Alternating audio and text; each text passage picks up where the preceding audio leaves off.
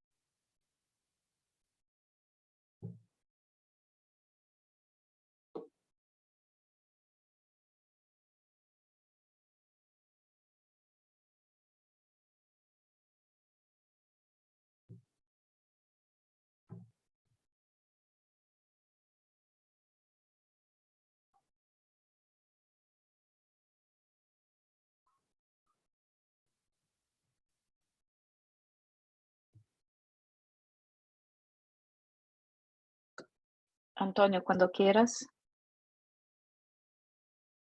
Estás en silencio. Estoy ya. Sí, ahora. Bueno, buenas tardes o buenos días a las personas que están conectados desde Brasil. Soy Antonio del Corro, director ejecutivo de la Cámara de Comercio de Brasil en España. Os damos la bienvenida a este webinar y quiero saludar a los ponentes de este webinar sobre inteligencia artificial, cómo proyectarlo en el día a día del trabajo de las empresas, a la señora Renata Dutra de Telefónica y al señor Alejandro de Miguel Telefónica. Muchas gracias por vuestra participación y por la organización de este interesantísimo webinar sobre inteligencia artificial. Renata, cuando tú quieras. Muchas gracias, Antonio. Buenas tardes, buenas tardes a todos que nos siguen, que tienen interés. Gracias por el interés en seguir esta sesión aquí del Comité de Innovación y Tecnología. Pues primero quiero agradecer efectivamente el acogimiento, el interés tanto de la Cámara como del Comité por recibir esta sesión de Telefónica Tech. Nosotros hacemos parte del Comité de Innovación y Tecnología junto a Stefanini, a Prosegur, a Riza Capital Law y entre todos organizamos sesiones que tienen que ver con los avances de las tecnologías precisamente para nuestros socios, ¿no?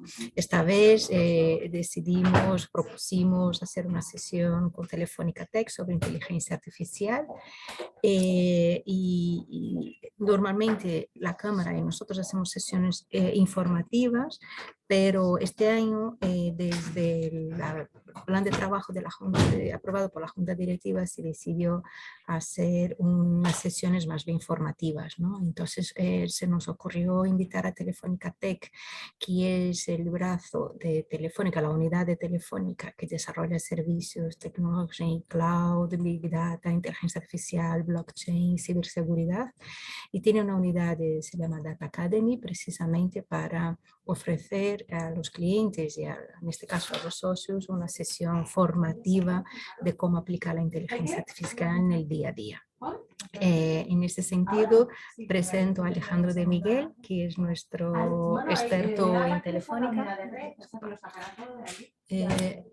Nuestro experto en Telefónica Tech para hacer esta masterclass sobre cómo aplicar la inteligencia artificial en el día a día de las pymes.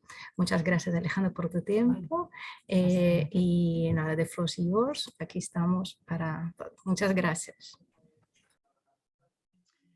Bueno, muchas gracias, Renata. Buenas tardes para aquellos que estén desde España. Bom dia para aquellos que están desde Brasil.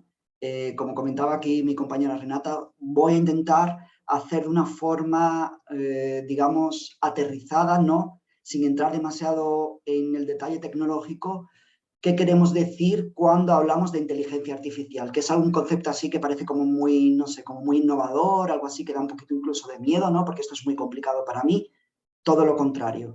Es decir, ahora la nueva tendencia, ¿no? La tendencia que estamos viendo más últimamente es que la tecnología que hay por detrás, que es bastante compleja, sea lo más transparente y lo más fácil de usar, ¿no? Para los humanos. Y de hecho, yo creo que eso es básicamente la clave de la inteligencia artificial, ¿no? Intentar que la vida sea más simple para nosotros los humanos, ¿no? Y para que sea simple no tenemos que transparentar esta complejidad tecnológica que pueda haber por detrás, ¿no?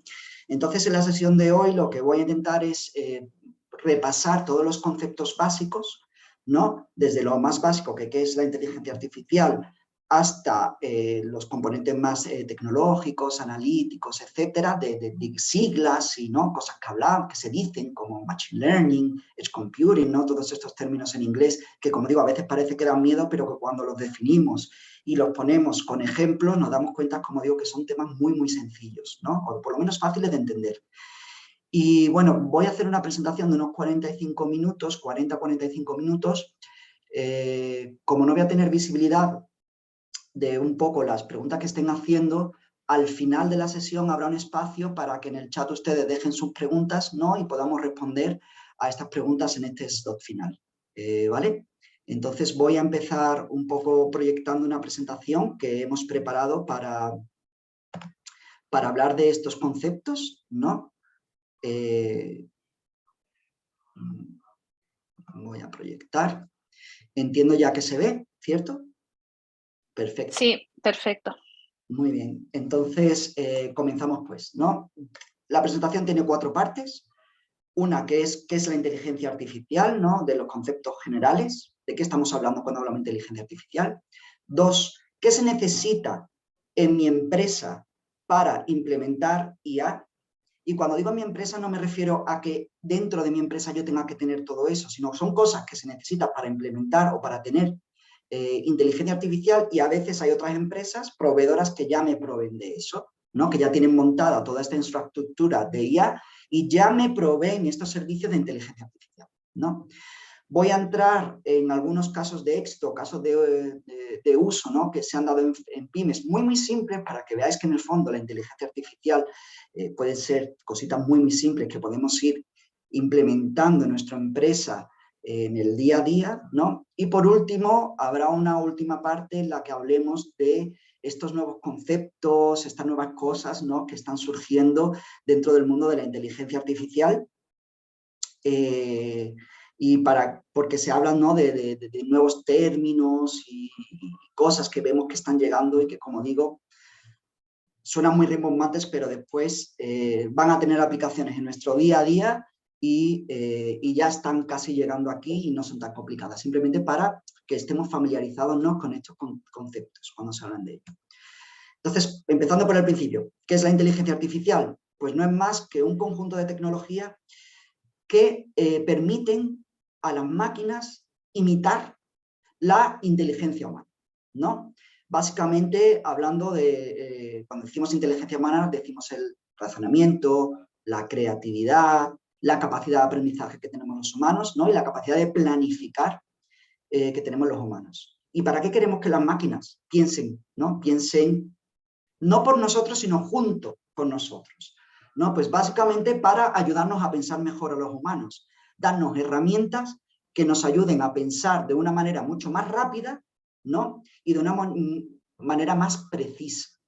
¿Y esto cómo lo aplico yo a mi empresa? ¿No? Es decir, bueno, vale, yo voy a pensar mejor, más rápido, bueno, pero ¿y esto cómo impacta en mi empresa? Básicamente vemos que hay las empresas impactan en 3 grandes pilares, ¿no? Digamos, uno que es en el incremento de los ingresos, es decir, podemos generar o apoyarnos en la inteligencia artificial para buscar nuevos nichos de mercado o buscar o ver cómo profundizar, ¿no?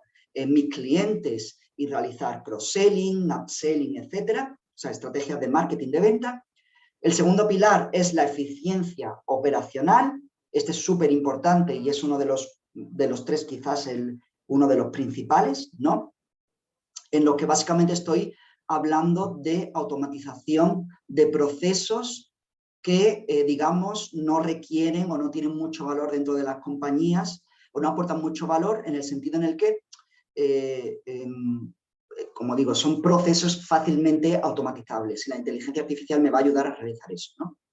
Y por último, una parte de reducción de riesgo, es decir, entender mejor el riesgo al que mi empresa está sometido, o mis productos están sometidos, en el que la inteligencia artificial, procesando esta ingente cantidad de datos, me ayuda a entender con algoritmos ya prediseñados qué riesgo estoy asumiendo, ¿no? De manera que yo pueda ajustar muchísimo mejor mis procesos o mis productos a este riesgo, ¿no? Teniendo mejor visibilidad de ellos. Por hacer un vistazo rápido de toda la historia de lo que es la inteligencia artificial, bueno, yo creo que lo primero es, cuando hablamos de inteligencia artificial, estamos hablando de una parte de lo que llamamos, de lo que es el Big Data, ¿no? Los grandes datos. Es decir, los grandes datos no dejan de ser una cantidad ingente de información que se genera en nuestro negocio, en la vida cotidiana, ¿no? Y que procesamos para obtener información de ellos. La inteligencia artificial es una parte de este Big Data, ¿no? En el que utilizamos estos datos, como he dicho, de una forma que imiten, ¿no? La inteligencia humana, el raciocinio, la planificación, la creatividad, ¿no? del ser humano. Yo creo que aquí lo importante de esta slide es decir que la inteligencia artificial no es un concepto nuevo, no es algo que viene desde ayer, sino que es un concepto que se generó a partir del año 1956, perdón, fue cuando se acuñó el término inteligencia artificial, ¿no? Ya antes había definido lo que se llama el test de Turing, que es básicamente una prueba por la cual, si se pasaba esa prueba, se decía este sistema es inteligente, que es básicamente una prueba frente a la que un humano se enfrenta a una máquina y si este humano no sabe diferenciar que lo que tiene delante es una máquina, ya podemos decir que esa máquina es inteligente, ¿no? Eso es lo que se llama el test de Turing. Y es algo que posiblemente este concepto ya lo habréis escuchado porque aparece en muchas películas, en muchas series. Como digo, son cosas que en el fondo ya vivimos en el día a día, pero bueno, que parece que es muy rimbombante, pero que después están aquí, ¿no? Y que convivimos con ello, ¿no? Bueno, pues desde 1956 ha habido digamos, una evolución de la inteligencia artificial hasta donde estamos hoy en día, ¿no? Pasando por las redes neuronales, perdón, que ya se crearon en el 58, al 79, donde ya se creó, digamos, el primer vehículo autónomo, que es lo que se llama el vehículo, el carro de Stanford, ¿no? Porque fue en la Universidad de Stanford donde se creó, al primer algoritmo de habla, ¿no? De voz, en el que estamos aquí en el 1985, el programa este de NetTalk, que básicamente lo que hacía era tenía la capacidad de leer un texto que se le ponía, ¿no? Bueno, ya la interrupción de nuevas tecnologías a partir del año 2005, ¿no? que es, digamos, donde empieza a haber esta explosión del Big Data, de la inteligencia artificial, ¿no? Del Machine Learning y del Deep Learning, que son conceptos que vemos detrás y que voy a entrar ahora con un poquito más de detalle, ¿no? Entonces digo, a partir de 2005 ya empiezan a entrar nuevas tecnologías que hacen que el Big Data y la inteligencia artificial exploten. ¿Por qué? Porque con las nuevas capacidades de procesamiento, con los nuevos servicios cloud y con los nuevos sistemas, el IoT, es decir, con las nuevas tecnologías que estaban surgiendo y que se estaban ya implementando en el día a día, hacía que aplicar algoritmos y tecnologías de sistema artificial fuera mucho más realizable, primero tecnológicamente realizable y segundo permitible por las empresas. Es decir, se aterrizaba en casos de uso y en soluciones específicas que atacaban a dolores específicos de la empresa de una manera que las empresas se lo pudieran permitir. Es decir, que no fuera necesario por las empresas realizar grandes inversiones para implementar tecnologías de inteligencia artificial. Y así, y digamos a partir del 2005 es cuando se ha dado esta explosión, porque es cuando se han combinado todos estos elementos, ¿no? Madurez tecnológica, madurez del mercado, bla, bla, bla, económicamente ser algo permitible para que ya hoy en día veamos que tenemos muchísimas aplicaciones de esto, ¿no? Por entrar en qué es esto de Machine Learning y Deep Learning, que a lo mejor son conceptos que también habéis escuchado en algún momento, pues el Machine Learning no deja de ser una parte de la inteligencia artificial en el que básicamente lo que se imita son algoritmos neuronales, una tecnología que se llaman algoritmos neuronales, en los que básicamente imitan la manera de funcionar de un cerebro. Es decir, son algoritmos que funcionan como red de neuronas en el que son capaces de aprender de una manera más óptima, ¿no? Y el Deep Learning es una parte del Machine Learning donde este aprendizaje es muchísimo más profundo. Voy a poner ejemplos para que veáis que lo tenemos en el día a día. Machine Learning, como he dicho, algoritmos que imitan al cerebro o a una red nerviosa, ¿no? En el que aprende de una manera rápida, ¿no? Con este sistema. No sé si ustedes, cuando han navegado por internet, posiblemente muchos, les habrá salido muchos cuadritos de autenticación en el que dice, seleccionen la imagen donde están las farolas o los semáforos, ¿no? Eso básicamente es una manera de entrenar a un algoritmo de Machine Learning para que este algoritmo aprenda a diferenciar las farolas. Entonces, con Machine Learning llega un momento en el que el algoritmo es capaz de decirte esto, o sea, tú le preguntas, ¿hay una farola aquí? Y el algoritmo de Machine Learning te va a acabar diciendo, sí, esto es una farola, sí, esto es una farola. Con el Deep Learning es un paso más allá donde le presentamos al algoritmo una imagen y no le preguntamos al algoritmo, oye, ¿es esto una farola? Sino directamente ya le preguntamos al algoritmo, ¿qué hay aquí? ¿Qué hay en esta foto? Y es capaz de decirme, hay una farola, hay un coche y hay un monumento. Y este monumento es tal, ¿no? Y ese es en el punto en el que estamos ahora. Ya somos capaces, ya hay tecnologías que son capaces de nosotros presentarle una imagen y es capaz de decirnos, mira, en esta imagen yo estoy reconociendo con un tanto por ciento de probabilidad que se trata de la Puerta del Sol, donde veo que hay personas que tienen o que presentan estas emociones. Esta persona, según la lectura de las caras de las personas que están en la foto, veo que están, pues no sé, sorprendidas con un tanto por ciento de probabilidad, o que están, no sé, tristes, alegres o lo que fuera, ¿no? Esto ya, de hecho, Google, se puede entrar, no voy a entrar porque el tiempo es muy acotado, ¿no? Pero ya ustedes mismos pueden entrar a una aplicación de Google donde ustedes colocan una foto dentro de la web y ya el propio algoritmo de Google te dice eso, ¿no? Pues una foto de la Torre Eiffel. Y te dices, oye, pues esto es con tanto por ciento de probabilidad, es la Torre Eiffel de un monumento que se encuentra en París. Y con tanto por ciento de probabilidad, la réplica de la Torre Eiffel que está en Londres, ¿no? O en el Reino Unido, no sé exactamente dónde está. Entonces, esto es algo que ya hoy en día, ya incluso cualquiera de nosotros tenemos acceso a esta tecnología, ¿no? Pasando un poco para que vean cómo ha evolucionado esto. Esta imagen que vemos aquí es el carro de Stanford que decía antes, ¿no? Que es el primer vehículo autónomo. Bueno, pues que básicamente era con un vehículo que era capaz de andar 20 metros, no más, el que tenía colocado una cámara para ver lo que tenía delante, ¿no? Pues hoy en día ya se están realizando pruebas con vehículos 100% autónomos, conectados en 5G, ¿no? Y que, bueno, tienen millones de cámaras, de sensores, etcétera, que ya va completamente solo y es capaz de recorrer kilómetros. No estamos hablando de 20 metros como antes, sino kilómetros.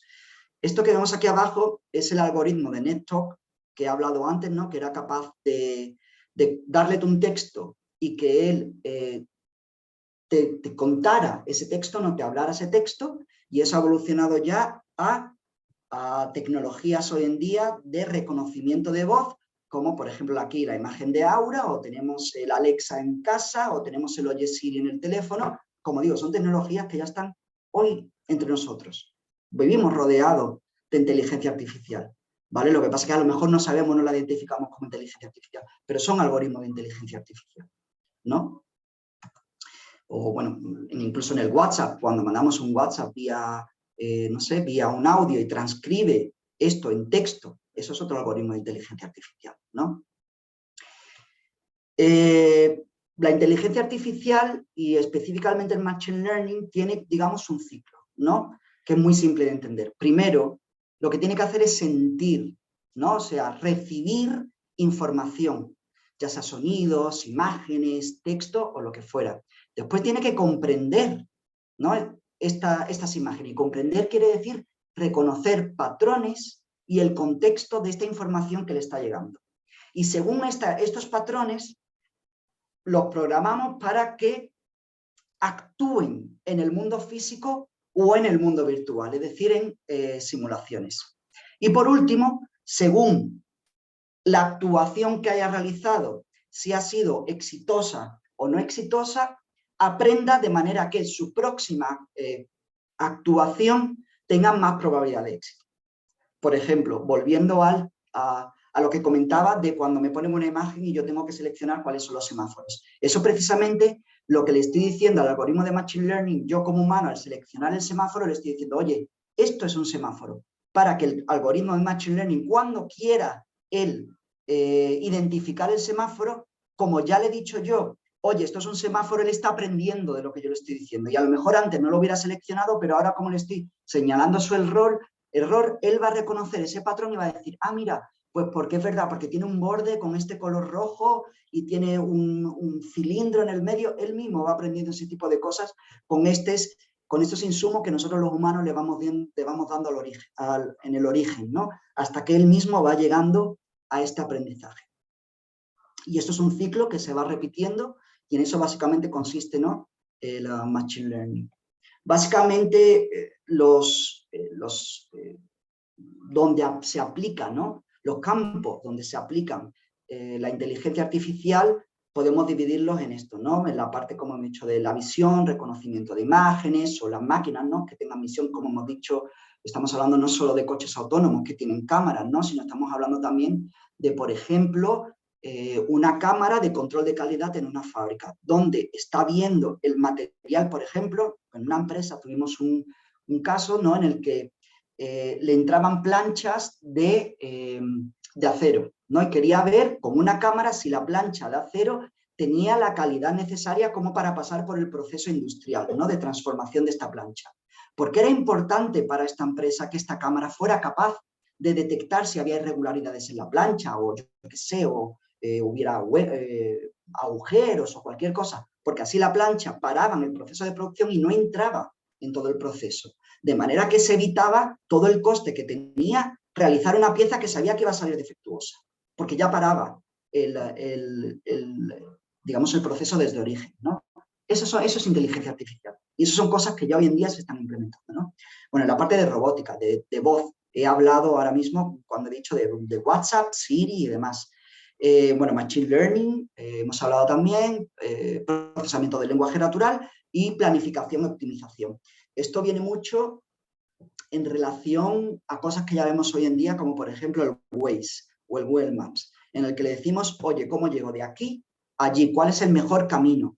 ¿No? Y en el Waze me dice, oye, mira, pues atendiendo al tráfico que estoy viendo, creo que el mejor camino, el Google Maps también lo dice, el mejor camino sería tal, porque estoy viendo que hay atasco aquí o allá. Eso es inteligencia artificial. Y eso ya lo llevamos usando años, ¿no? Por eso yo quiero traer esto de que, oye, que ya vivimos rodeados de la inteligencia artificial y no tenemos que tener miedo a ella, y son tecnologías que ya son robustas, ¿no? Ahora voy a pasar un poco a hablar qué se necesita para implementar la inteligencia artificial, ¿no? Y básicamente lo dividimos en cuatro departamentos, ¿no? En los que tenemos que estar preparados, o la empresa, ¿no? Que implementa tecnología de inteligencia artificial tiene que estar preparado. Uno son los habilitadores tecnológicos, es decir, digamos, la tecnología en sí, ¿no? Los algoritmos, las máquinas, etc. 2 es lo que contienen estas máquinas, que son los datos. 3, cómo proceso estos datos, ¿no? Que son las capacidades analíticas. Y 4, para mí el más importante y el que más afecta a los que estamos aquí es ¿para qué? Es decir, vale, yo tengo máquinas, tengo datos, quiero analizarlos, pero ¿para qué? sea, ¿qué voy a obtener como valor? Como comentaba anteriormente, de la empresa que coloca una cámara para ver la calidad del acero. Ya sabía para qué quería, ¿no? Entonces sabe que necesita un algoritmo y necesita una cámara y necesita un procesado de esa imagen para saber si la plancha de acero que estaba entrando tenía la calidad deseada, ¿no? Es decir, entender para qué mi negocio va a requerir esta inteligencia artificial y este Big Data, ¿vale?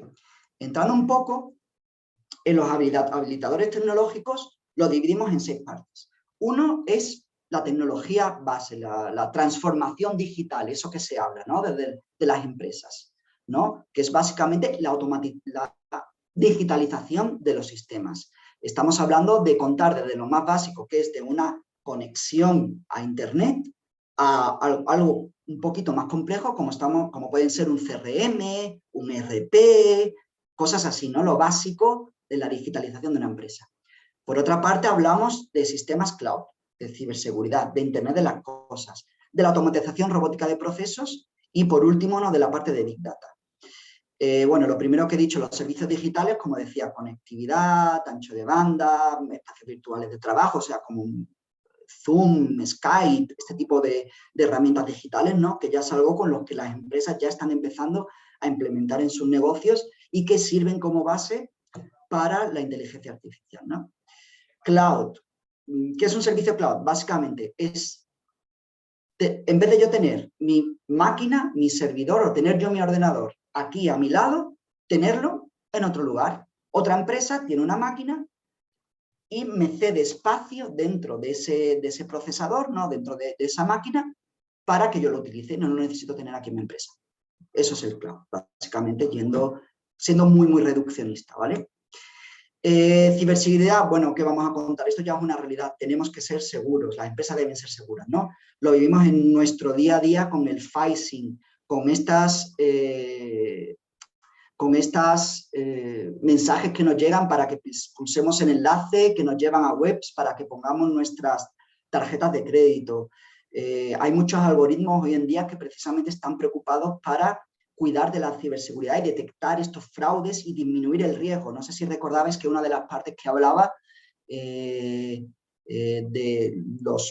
cómo las empresas se pueden beneficiar de la inteligencia artificial en particular y del Big Data en general, es precisamente reducción de riesgo, ¿no? Pues es algo muy importante para empresas como banco, pero en realidad para cualquier empresa. No queremos que nuestros empleados en los emails reciban emails, en las cuentas corporativas reciban emails de phishing que puedan poner en riesgo la seguridad de nuestra propia empresa, ¿no? IoT, también siendo muy reduccionista, no deja de ser conectar todo. Hoy por hoy antiguamente solo conectábamos a las personas, pero ya estamos hablando de conectar a las cosas, ¿no?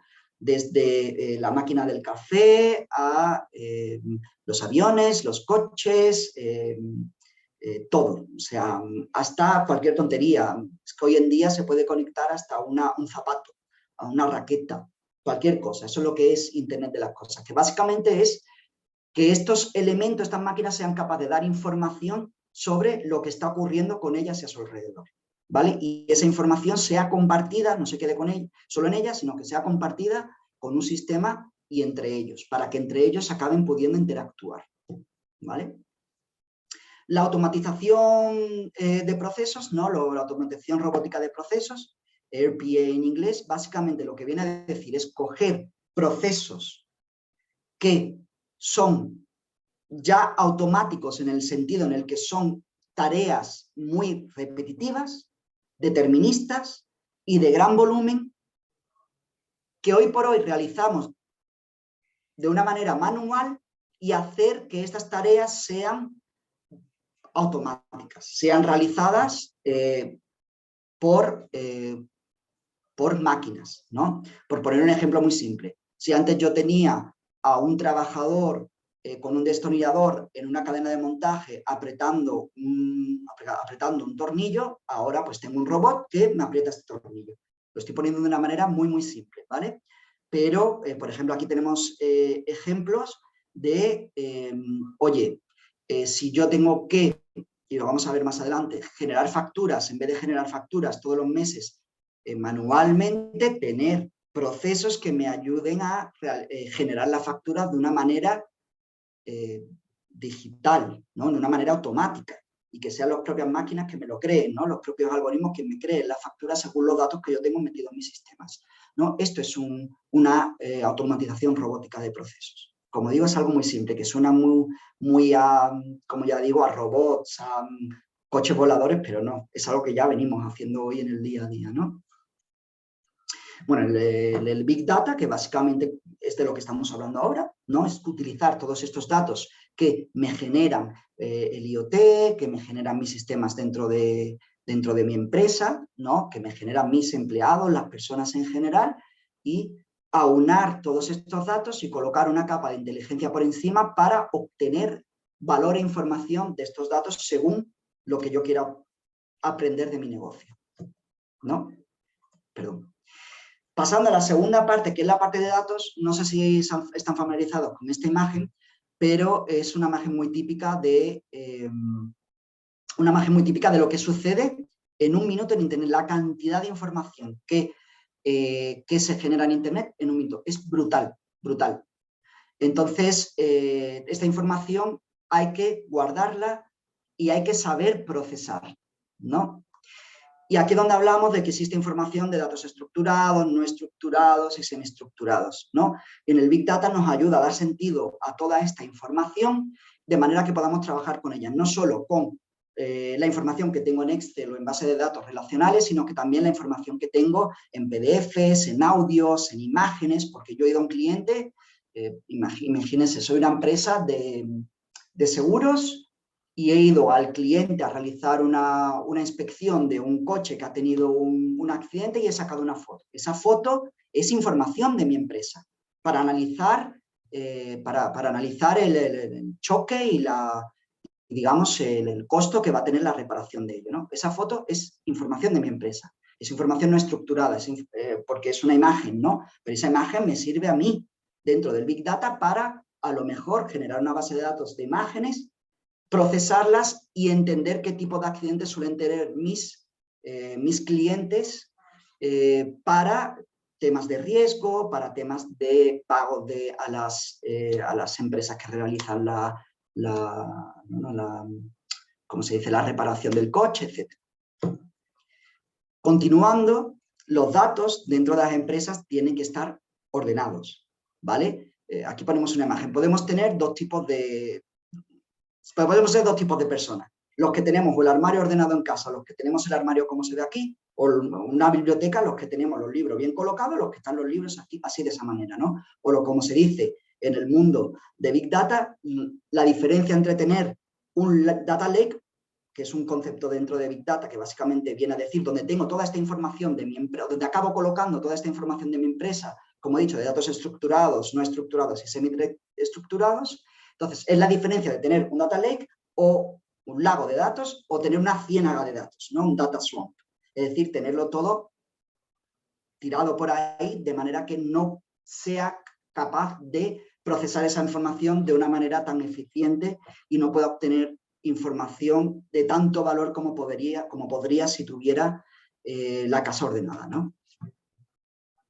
La tercera parte es contar con capacidades analíticas, ¿vale? Y básicamente esto viene a decir contar con personas que entiendan de esta tecnología, ¿no? Y que entiendan de datos y que entiendan de procesos para gestionar estos datos y que entiendan de cómo analizar estos datos, cómo presentar estos datos, ¿no? Y lo que he dicho y que vamos a ver más adelante es ¿para qué utilizar estos datos? ¿No? Identificar el caso de uso, ¿no? Que es, oye, ¿cuál es el dolor de mi empresa? ¿Cuáles son los dolores de mi empresa? Pero claro, esta persona o estas personas tienen que entender cuáles son los dolores de la empresa, y aquí estoy poniendo un ejemplo que hicimos en Telefónica, ¿no?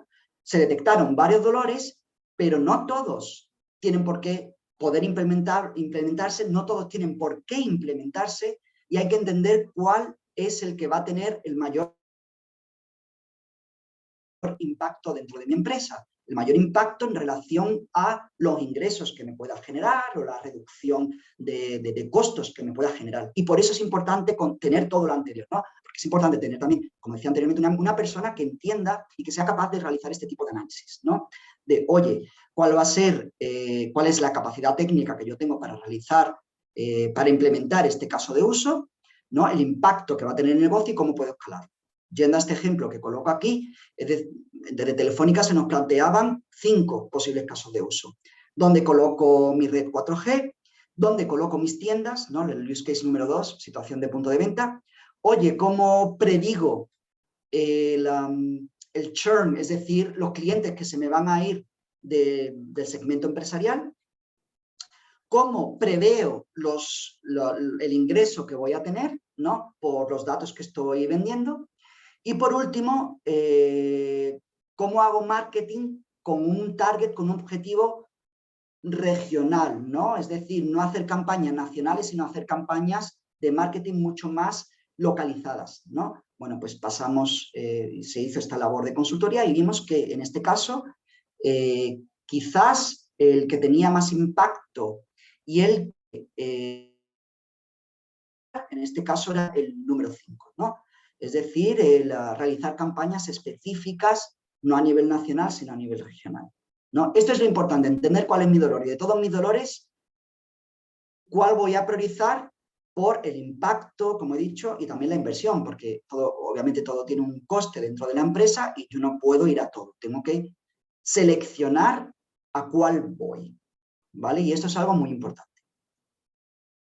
Pero bueno, esto que parece que son muchas cosas que tenemos que implementar dentro de la empresa, la buena noticia es que en el fondo, como ha evolucionado esto en el mercado, ya no necesito yo dentro de mi empresa, sobre todo hablando de pymes, no necesito tener todo esto. No necesito tener un cloud, no necesito yo contratar el cloud, no necesito yo tener un IoT, no necesito yo gestionar todas estas políticas de datos dentro de mi empresa, etcétera. O sea, no necesito saber y tener un equipo de Big Data dentro de mi empresa. No es realizable, para una pyme no es realizable tener un equipo específico de Big Data, de datos, no. Lo bueno es que ya hay empresas que me ofrecen estos servicios, ¿no? Y ya están realizando estos servicios de una manera mucho más paquetizadas, ¿no? Que implican una inversión baja o incluso nula. Y cuando digo nula, me refiero a que ya se venden en modo servicio muchos de ellos, ¿vale? Y esto es lo verdaderamente interesante. No obstante, siempre damos con los mismos retos. Siempre vemos los mismos retos en el mundo de Big Data. Y es el principal desafío al que se enfrentan las empresas, y no estoy hablando solo de las pymes en este caso, sino que esto se da en todo tipo de empresa, es cambiar la cultura. Cambiar la cultura y la mentalidad empresarial. Porque la tecnología, al fin y al cabo, es un bien que está al servicio de nosotros. En este caso, hablando de las empresas, de los empleados. Y los empleados son los que van a utilizar la tecnología. Entonces, tiene que haber un cambio de mentalidad de utilizar esta tecnología para que me ayude. Pero para que yo pueda utilizar esta tecnología, tengo que concienciarme que tengo que organizar mi empresa de manera que la tecnología pueda utilizar lo que yo tengo dentro de mi empresa para ayudarme, ¿no? Y es de ahí donde hablamos a cambiar una mentalidad de una empresa data-driven, ¿no? O sea, enfocada a los datos, es decir, internalizar dentro de las personas, de los empleados, ¿no? Que es necesario cuidar los datos que tenemos en la empresa, y cuando digo cuidar me refiero a tener datos que sean seguros, ¿no? Que no sean accesibles desde fuera, que estén compartidos, etc. Poniendo un ejemplo muy fácil, no sirve de nada si yo trabajo en el ordenador de mi casa, dentro de mi disco duro, al que pueda acceder un hacker y llevárselo, pero sin embargo mi colega o mi empresa no tiene visibilidad de eso que yo tengo en un pen que me he llevado a mi casa. Eso no es una empresa data-driven, ¿no? Una empresa data-driven es aquella en la que da importancia a sus datos, sabe quién puede acceder a ese dato y quién no, gestiona esa gobernanza del dato, como se llama, ¿no? De manera que solo pueda acceder a ese dato quien deba, quien no, y sabemos dónde está, y los algoritmos después van a saber dónde están esos datos, van a poder acceder a esos datos y van a poder procesar esos datos para después ayudarme en la generación de facturas automáticas hacia los clientes, ¿no? Y otra parte importante, como digo, es que dentro de la empresa se sepa qué es esto del Big Data y qué es esto de la inteligencia artificial. Como digo, no estamos hablando de tener un equipo específico que hable el lenguaje del Big Data y de la inteligencia artificial. No estamos hablando de eso, pero sí es necesario que alguien dentro de la empresa conozca de esto que estamos hablando, ¿no? Y yo creo que por eso todos estamos aquí, ¿no? Porque queremos que nuestra empresa ya empecemos a tener conocimiento de estas tecnologías, ¿no? Y ver cómo implementarlas. Es decir, necesitamos estas personas que entiendan la necesidad dentro de la empresa, que entiendan esta necesidad de implementar y que muevan a todos los agentes dentro de la empresa, porque son proyectos cross, es decir, son proyectos que tocan muchas áreas, porque como digo, son mudanzas, son cambios culturales y no son simples, entonces necesitamos estas personas dentro de la empresa que sean los prescriptores y que sean los capaces de entender cómo es el Big Data, cómo funcionan los cambios que tengo que realizar dentro de mi empresa, ¿no? Y estos son principalmente los principales stoppers o retos que encontramos dentro de las empresas a la hora de llevar a cabo proyectos de Big Data, ¿no? Posibles aplicaciones del Big Data. Bueno, ya hemos hablado de diseño de campañas de marketing y ya lo vemos en el día a día, o sea, ya el Big Data y la inteligencia artificial en Amazon lo utilizas cuando realizamos una compra, vemos que ya nos está colocando al lado de la compra que estoy haciendo otros elementos que a lo mejor, u otros ítems que podrían ser de mi interés. Es decir, ya sabe el algoritmo que hay detrás que podría interesarme, ¿no? Pues eso lo podemos aplicar también a nuestros negocios. Automatización de procesos internos, productivos o logísticos, o de tramitación, como he hablado de las facturas, o de recursos humanos. Ya hay algoritmos que, por ejemplo, hay empresas de recursos humanos o unidades de recursos humanos dentro de las empresas que reciben muchos currículums. Estos currículums los puedo procesar por algoritmos. Obviamente, cuando tengo el sistema bien estructurado, puedo hacer que un algoritmo los procese para que me detecte los elementos que a mí me interesan para ese perfil, de manera que ya me hagan un cribado inicial. Así, la persona que tengo en recursos humanos no se tiene que leer 50.000, estoy exagerando, no se tenga que leer 200, 500, 1000 currículums, sino que directamente el algoritmo ya me ayuda a realizar un cribado inicial. Y ahí es donde entramos en la eficiencia de procesos, porque si antes a lo mejor yo necesitaba 3 personas para leerse todos estos currículums en una tarea, como digo, que es muy automatizable porque es muy tediosa, es muy procesal, oye, utilizar un algoritmo para que me ayude a hacer eso, ¿no? También para mejorar el canal de comunicación con nuestros clientes. Y eso tiene que ver mucho, no solo a nivel genérico de cómo me comunico mejor con mi cliente, de servicio de atención, etcétera, sino también el tema de la omnicanalidad que se habla mucho en el sector minorista, ¿no? En el sector de venta al público, en el que queremos que ahora que las empresas están digitalizando y que muchas incluso tienen tiendas virtuales, la experiencia del usuario sea la mejor en todos estos canales. Y por último, la ciberseguridad. Ya hemos comentado ejemplos antes, ¿no? Phishing, etcétera. Ya son, digamos, ataques, son riesgos que existen hoy en día y debemos protegernos frente a estos riesgos. Solo por traer aquí un poco cómo es el estado actual de la adopción de la inteligencia artificial, traigo aquí dos estudios que se han realizado, ¿no? Uno por IBM en América Latina, donde decía que, bueno, que ya el 21% de las empresas de Brasil, perdón, el 40% de las empresas de Brasil ya han empezado a adoptar estas tecnologías, ¿no? De inteligencia artificial, lo que supone el doble de lo que el resto de América Latina. En España, el Observatorio Nacional de Tecnología y Sociedad, que depende del Ministerio de... perdón, se me ha ido el nombre del ministerio. Bueno, depende de uno de los ministerios del Estado de España. Dicen que en 2021 hemos subido del 7 al 8% en empresas que adoptan tecnologías de inteligencia artificial, ¿no? Y que más o menos estamos en línea en España con respecto a los otros países de América Latina, ¿no? Simplemente aquí para que tengan una idea de que esto, bueno, ya se está volviendo una realidad en todas las empresas, ¿vale? Y bueno, aquí voy a entrar un poco a comentar rápidamente casos de éxito para que vean que son cosas muy simples, muy pequeñitas que podemos empezar a implementar en nuestras empresas, ¿no? Por ejemplo, Coren es una empresa que tiene una flota de 150 vehículos y básicamente lo que quería era eficientar su proceso logístico.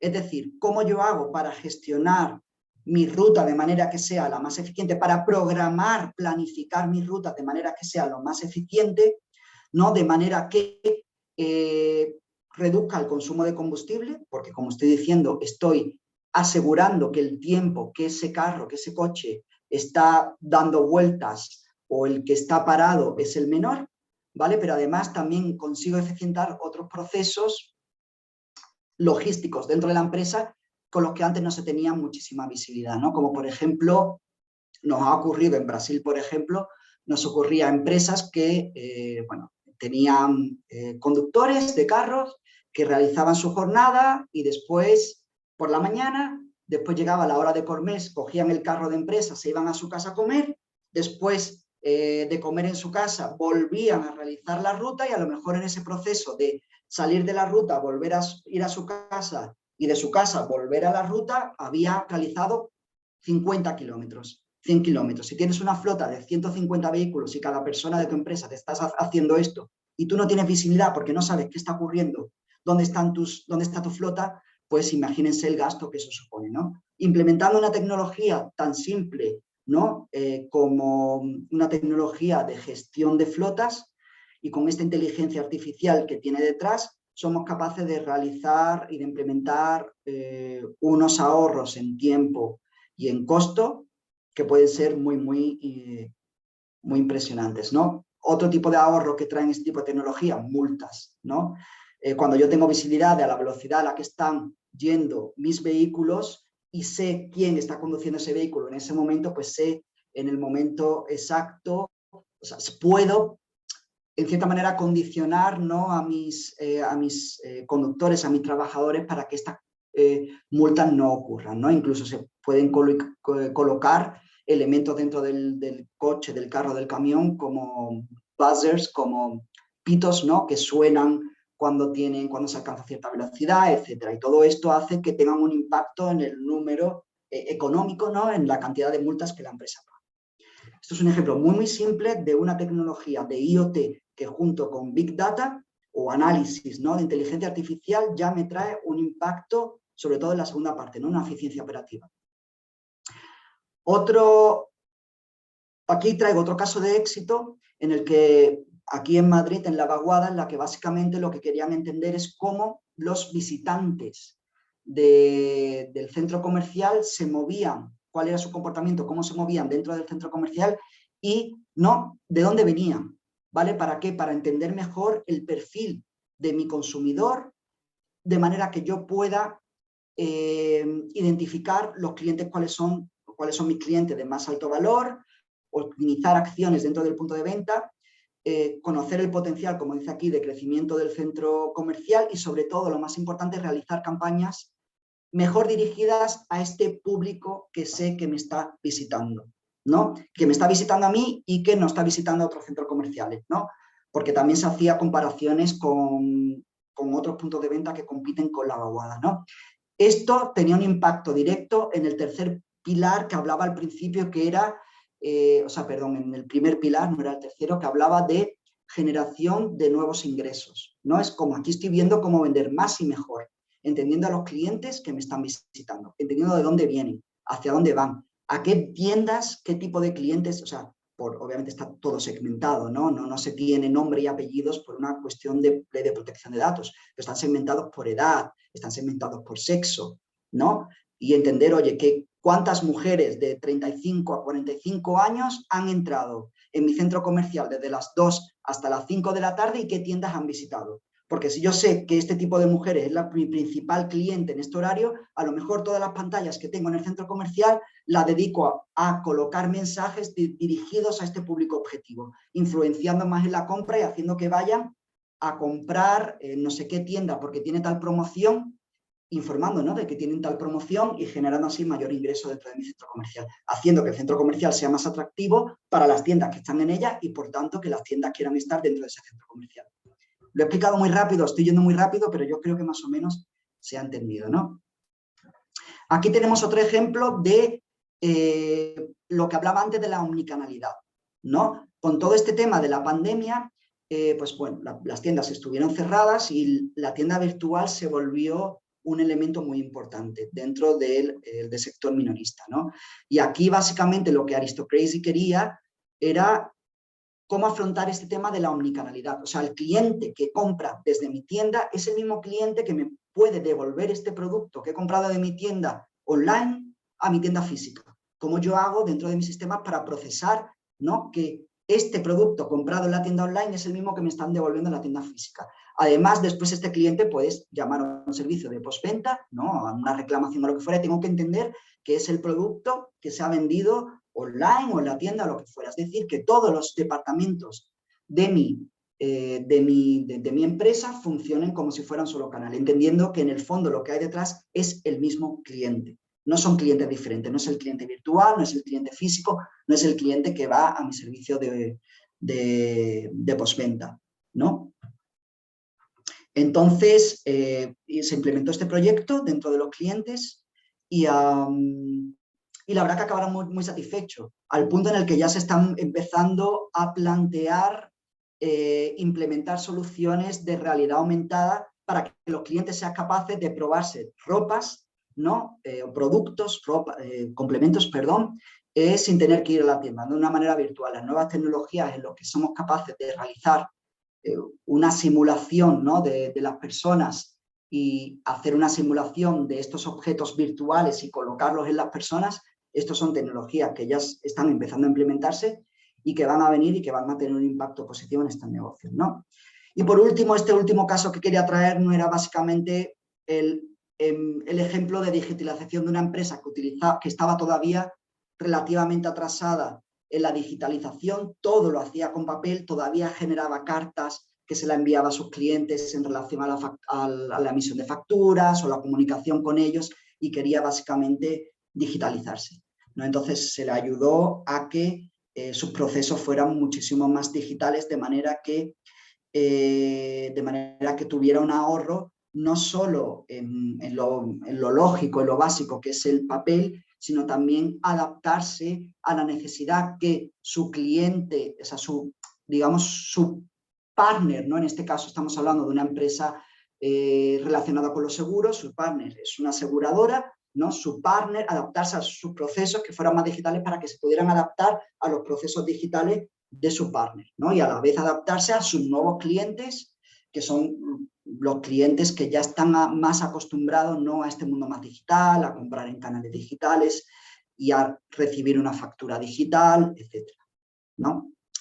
No voy a entrar, perdonad porque me estoy quedando sin tiempo, no voy a entrar en nuevas tendencias porque son, en el fondo, ya he hablado muchas de ellas, ¿vale? Porque creo que es mucho más interesante la parte de preguntas y respuestas, ¿vale? Porque aquí, como ya digo, iba a hablar un poco del edge computing, bueno, de la parte de datos mesh, o un poco de, bueno, que se vienen los drones, el metaverso, el Bitcoin, el blockchain, ¿no?, que es el blockchain. Pero bueno, yo creo que son conceptos que en el fondo, como digo, lo importante no es saber qué hay por detrás de estos conceptos, sino saber que son conceptos que ya están viniendo hoy en el día a día y que se están aplicando, ¿no? Por ir muy rápidamente, por ejemplo, hablando de drones.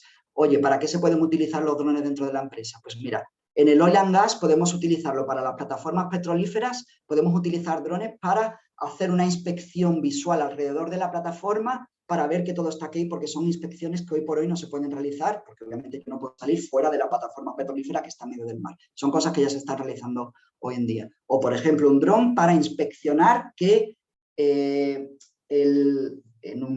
la vía del tren hace todo el recorrido de la vía del tren para ver que toda la parte del recorrido de la vía del tren está ok. O en un avión, hacer una inspección alrededor del avión porque de hecho hay que hacerlo en una inspección visual alrededor del avión, es obligatorio, se hace con una persona, es un proceso que es fácilmente automatizable, lo puedes realizar en drone, ¿no? O hablando del blockchain, que no deja de ser, al fin y al cabo, una tecnología para verificar de una forma descentralizada que ese producto es, o que esa información es veraz y que pertenece a, o que ha sido generada por cierta persona o empresa, ¿no? Y eso ya se está utilizando para, por ejemplo, certificar que un producto que ha salido en un origen es el mismo producto que llega a un destino, ¿vale?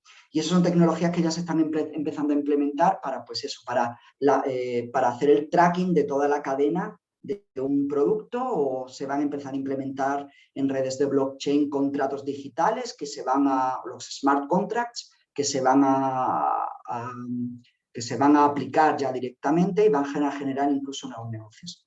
En fin, como digo, es para que les suene un poco estas palabras, ¿no? De estas tecnologías que se incluyen o que se complementan con la inteligencia artificial, pero como digo, lo importante es que ya hay empresas que lo están haciendo, empresas que lo están transparentando hacia las pymes, y que lo importante dentro de las pymes entender estos conceptos y entender cómo estos conceptos pueden aplicar a mi empresa y transformar mi empresa para que se puedan aplicar estas soluciones y estos conceptos. Ya me callo, perdón. Y si les parece, pasamos a la parte de las preguntas. No sé si hay alguna pregunta.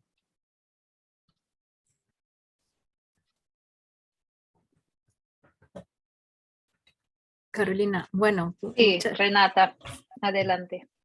no, muchas gracias. Yo quisiera así hacer un comentario o pregunta a Alejandro para ver si se anima alguien. Si no, bueno, es muy interesante la exposición, la clase, masterclass sobre inteligencia artificial para pymes, ¿no? Entonces, dijiste un dato que me llamó la atención, que es el estudio de IBM: un 40% de profesionales de tecnologías de información ya dicen que se adopta la inteligencia artificial por las empresas brasileñas, y que en España en 2021 fue un 8%. O sea, entendemos que en 2022 será un poco más, pero se ve ahí ese largo recorrido de adopción de la inteligencia artificial por los negocios, ¿no? Por las empresas, de la transformación productiva. Eso por un lado. Por otro lado, comentaste también que felizmente no solo son novedades, pero la good news es que hay empresas que trabajan en esta adaptación, en la ayuda, en el acompañamiento a las empresas para esa transformación digital. Entonces, pero mi pregunta va saliendo un poquito de tecnología y de consultores y ayudantes, sino que más bien desde Telefónica Tech y Data Academy, ¿qué ves necesario de decisión estratégica y transformadora para que una sociedad de la Cámara, que sea pymes, tiene que deberá asumir, tenerlo para poder luego a su vez buscar a estos profesionales externos? ¿Nos puedes dar una idea así inicial, por favor? Sí, desde mi punto de vista, yo creo, bueno, yo creo que hay varias cosas que empujan a una empresa y a un CEO de una empresa o un CTO, ¿no?, a tomar este tipo de decisiones. Una es el propio mercado, mis propios competidores, en el que veo, voy a poner un ejemplo muy tonto, ¿vale? Pero si mi empresa competidora ha creado una web online para vender productos, yo al final me voy a ver abocado, el propio mercado me va a arrastrar a ello, ¿no? Pero yo creo que lo principal es entender que los datos de su empresa es el segundo activo que tiene una empresa, siendo el primero las personas que trabajan en esta empresa y segundo, los propios datos que existen dentro de la empresa. Las empresas tienen una cantidad de información mayúscula, ingente, y entender que tal vez no está sabiendo aprovechar esos datos de una manera de lo más eficiente posible, ¿vale? Y hacer este ejercicio, como he hablado, de definir mi estrategia digital, ¿vale? Para saber a dónde yo quiero llegar como empresa, qué es lo que yo quiero ser, ¿no? Y ver cómo los datos, en este caso las tecnologías de Big, y después ya ver, primero decir, oye, ¿hacia dónde quiero ir? ¿Cómo quiero que sea mi empresa? ¿Cuáles son mis principales retos? Hablando de negocio, como negocio, no estoy hablando de tecnología, como negocio. ¿Cuáles son mis principales retos? Hoy, como he dicho, la competencia resulta que ya está creando páginas web. ¿Será que yo tengo que crear una? No, es decir, ver cuáles son mis principales dolores, mis principales retos, y ahí hacer un ejercicio de reflexión de cómo, y saber, ¿no?, que el Big Data y las tecnologías IoT, etcétera, me pueden ayudar a resolver estos problemas, ¿vale? Pero yo creo que lo primero es concienciarse que dentro de las empresas hay mucho valor dentro de los datos, tratarlos bien, que es lo que decía yo, ¿no?, al principio de culturizarse dentro de la empresa que los datos son un activo, sí que hay que tratarlos con cariño, de manera segura, que estén bien clasificados, ¿no?, con la imagen que yo ponía del armario, de la biblioteca, ¿no? Cambiar esta mentalidad para colocar a los datos de manera que sean utilizables por esta tecnología, de manera que me ayuden a responder estos problemas. Pero principalmente, y resumiendo la pregunta que me has hecho, concienciarse que los datos son importantes y hacer un ejercicio dentro de la empresa de hacia dónde quiero ir, hablando ¿no?, de mi estrategia digital y cuáles son mis principales problemas o problemas que yo quiero abarcar, ¿no?, y cómo la tecnología me puede, y después preguntarme, ¿no?, la segunda derivada es cómo la tecnología me puede ayudar a eso, ¿no? Muy bien, muchas gracias, Alejandro. Muy bien. Me sigue resultando interesante y agradecer. No sé, Carolina, si hay alguna pregunta que nos indiques aquí para... Sí, hay una pregunta de uno de nuestros socios, miembro de la Junta Directiva, Roberto Sanz, que nos pregunta si los datos de los clientes son datos de la empresa. ¿A quién pertenecen estos datos? Y si se respeta, ¿cómo se respeta la normativa de protección de datos? Por cierto, le he comentado a Roberto que si quiere hacer la pregunta él mismo de viva voz, le damos paso. Escríbeme, Roberto, y enseguida te subimos para que puedas, pues, tener una conversación con Alejandro. Voy respondiendo la pregunta mientras... a ver, los datos de los clientes son de los clientes, ¿vale? Pero los clientes nos ceden parte de sus datos, ¿vale? Y nos dan permiso para tenerlos dentro de nuestros sistemas, ¿vale? Y entonces los datos siempre son de los clientes y nos los ceden. Pero es que no todos los datos que tenemos dentro de una empresa son solo de nuestros clientes finales. Tenemos datos también de cómo funciona nuestra propia empresa, ¿no? Y tenemos datos, incluso muchas empresas ya tienen datos de, como digo, cómo funcionan las empresas, por ejemplo, hablando de una cadena de producción, de información que estas máquinas, que estos elementos de producción están generando, ¿no? A la temperatura a la que están, hablando de hornos, o no sé, a la velocidad a la que está yendo cierta cinta. Esos son datos, ¿no? Cuando hablo de datos no me refiero solo a los de los clientes finales, ¿no? Pero sí, respondiendo brevemente a la pregunta, los datos siempre son del cliente, son suyos propios, son inalienables, él te lo cede, y ahí es donde entra la Ley General de Protección de Datos, ¿no? En esta cesión de datos. ¿Cómo respetamos la Ley General de Protección de Datos? Bueno, primero, se respeta siempre, hay que respetarla, es ley, ¿vale? Y dos, ¿cómo lo respetamos? Pues principalmente anonimizando los datos. Lo que se hace en este tipo de tecnología es, se cogen todos estos datos que podrían tener o no tener nombre y apellido, porque como digo, no todos los datos vienen de personas, se agrupan, se clusterizan y se anonimizan. Es decir, voy a poner un ejemplo, como hablaba antes del centro comercial, ¿vale? Ana, de 45 años, mujer, ¿vale? Y tengo Marcela, de 40 años, mujer. Voy cogiendo todos estos datos, ¿vale? Esto es un algoritmo, no hay una persona detrás, los va uniendo de manera que al final saca una estadística, un porcentaje, tanto por ciento de mujeres entre 35 y 45 años, ¿vale? Que han ido al centro comercial de las 3:30 a las 4:30.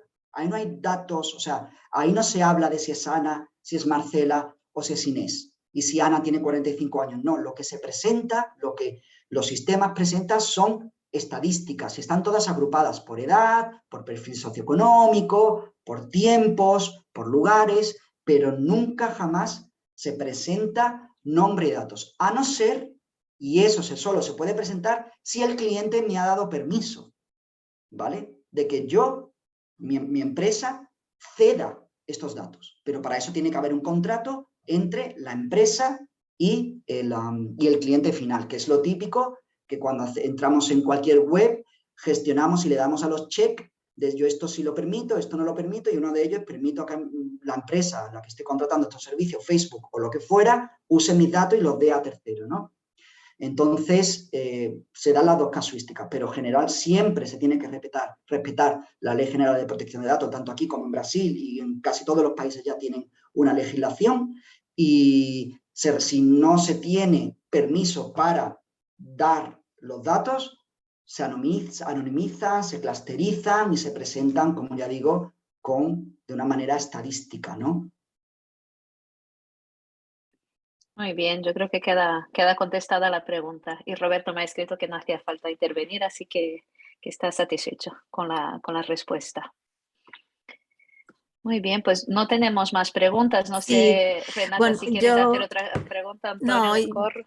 Yo quisiera, bueno, agradecer, entonces, ya que ya estamos pasando unos minutitos, dar la oportunidad, una vez más, la oportunidad no telefónica desde la presidencia, como miembro relevante, importante del Comité de Innovación y Tecnología, esta oportunidad de ayudar a la Cámara a empezar este camino de la formación. Esa no ha sido una sesión informativa, sino una nueva formativa. Alejandro, muchas gracias. No obstante este agradecimiento, quisiera dar la palabra a Isabel Ariza, que es la coordinadora del comité, si nos quiere decir un cierre, algunas palabras también desde el comité, que estamos muy contentos de participar y siempre proponer cosas. Isabel, ¿está? No, Isabel acaba de escribir en el chat que ha agradecido mucho, ha dado la enhorabuena, felicidad a Alejandro por el chat, pero ha tenido que salir. Ah, sí. Mira, pues justo aparece una pregunta. Eso es una pregunta. Pues sí, si os parece, cerramos con esa pregunta. También de Gustavo Navarro, socio de la Cámara. Cuando una empresa sufre un ciberataque, ¿cómo se reparten las responsabilidades respecto a la vulnerabilidad en la ciberseguridad? Buena pregunta. Es que depende mucho del ciberataque que estemos hablando, ¿no? Pero hay un protocolo de actuación frente a los ciberataques. Y eso es algo que todas las empresas deberían tener. Incluso la más pequeñita debería tener un protocolo de actuación frente a un ciberataque. Y ahí es donde, digamos, se asignan responsabilidades en ese protocolo de actuación, ¿vale? Y dependiendo de cómo esté definido, pues alguien tendrá que actuar en cierta manera. Y si no ha actuado en cierta manera, pues tiene esa responsabilidad. Es en el caso de un ataque. También hay directivas de seguridad dentro de las empresas, ¿vale? Antes de un ataque, es decir, hay cosas que tenemos que hacer, tenemos que preparar la empresa para que no sea atacada, o sea, tenemos que prevenir, ¿no? Y aquí también, pues hay unas directivas en las que hay definición de quiénes son los responsables por la implementación de cada una de ellas, desde la más básica, de asegurarse que todos los empleados tengan instalado un antivirus, ¿no? ¿Es responsable? Pues depende de la empresa, será el responsable del área tecnológica, el área de servicios de TI, no lo sé, depende de cómo esté definido, ¿no? Pero lo importante es definir estas directivas de todos los empleados tienen que tener instalado un antivirus en su ordenador. Y el responsable de que esto ocurra es este, ¿vale? Y si no lo hay y el ataque se ha dado porque resulta que me ha entrado un troyano porque en un ordenador no había un antivirus, bueno, pues ya esa directiva no se estaba cumpliendo y el que era responsable de esa directiva era esa tal persona. Y resulta que y ahí viene la segunda parte, que es lo primero, he empezado por el final, perdón, cuando ha habido un ataque, ¿no? Pero ahí viene la segunda parte de, bueno, ha habido un ataque, ¿cómo hemos actuado? ¿Vale? Y si no hemos actuado como deberíamos haber actuado, sabemos quién es el responsable de no haber actuado como deberíamos haber actuado. Entonces eso es súper importante en seguridad, tener una directiva de seguridad antes de los ataques, de prevención, y una directiva de qué hacer después de haber ocurrido un ataque. Eso es como una simulación antiincendios. Tenemos que tenerla, tenemos que saber cómo actuar en modo de un incendio, ¿no? Pues tenemos que, también las empresas, hay que concienciarse, yo creo que todas están súper concienciadas del tema de la ciberseguridad, porque tristemente ocurre mucho, más de lo que nos gustaría, ¿no? Pero es algo que tiene que estar tanto en nuestro ADN como la prevención de riesgos laborales, ¿no? Es decir, si hay un incendio, ¿cómo tengo que actuar para que en caso de fuego salir del edificio, ¿no? O qué hacer para que no ocurran fuegos dentro de mi empresa. Es lo mismo. Tiene que haber estos planes y estas directivas. Y eso lo puede diseñar la propia empresa. Por supuestísimo que hay empresas de seguridad que te van a ayudar y te van a realizar una labor de consultoría para mejorar estos procesos. pero dentro de la propia empresa se pueden realizar este tipo como ya digo, de directivas y de planes de contingencia. Muy bien. Muy bien.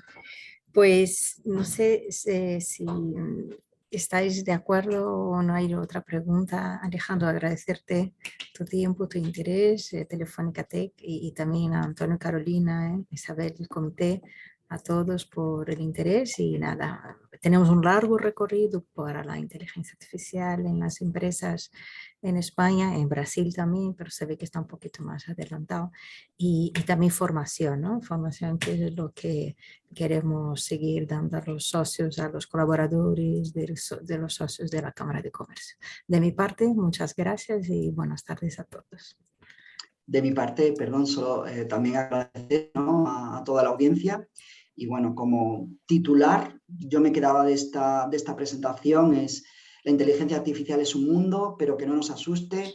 No necesito implementar toda la inteligencia artificial en mi empresa. Lo importante es detectar un problema, un dolor y buscar cómo la tecnología me puede ayudar a solucionar este dolor. No nos agobiemos, es un concepto que parece muy nuevo, ya está aquí, es simple y, como digo, no hay que tenerle miedo. De acuerdo. Bien. Antonio. Bueno, no, solamente agradecer a Alejandro su magnífica exposición. La verdad que es un tema complejo, pero con su explicación, la verdad que ha resuelto muchas dudas y yo creo que es un tema muy factible de llevar a cabo con las empresas, con las pequeñas empresas. Lo único, dentro de las pequeñas empresas, tendrán que saber cuáles son esos datos y qué es lo que quieren, sobre todo qué es lo que quieren realizar. Muchas gracias por tus explicaciones. Muchas gracias, Renata y Carolina. Gracias a todos. Gracias, Muchas Alejandro. gracias a todos. Hasta luego. Gracias, Adiós, Alejandro. que estés bien. Hasta luego. Adiós. Muy bien. Bueno. Hasta luego.